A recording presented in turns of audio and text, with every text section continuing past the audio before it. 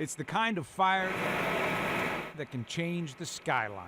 And where there's smoke like this, there has to be heat. It looked like the biggest bonfire ever. And I could feel the heat all the way across the street.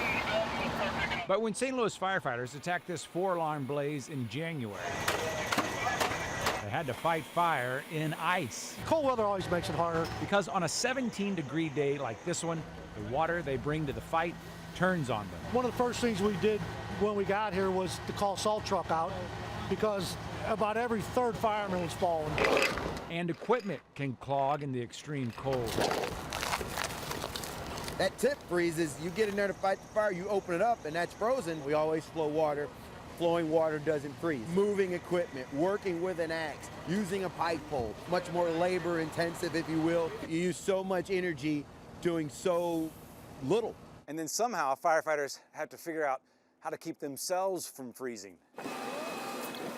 So they can layer up, but it can't be synthetic because that can melt, and it can't be too restrictive because they have to be able to move to fight the fire. And then once they get it all on, they still have another 80 pounds of gear to put on, and they have to deal with the ice that forms on the outside. Anything that takes on water will freeze. Everything's frozen on it. Solid. You can become an icicle, more or less, and the more water you take on, the thicker that ice becomes. And since they respond regardless of conditions, perhaps a firefighter's best protection against the elements That's not bad in the sun. is a kind of mental insulation. How do you adapt?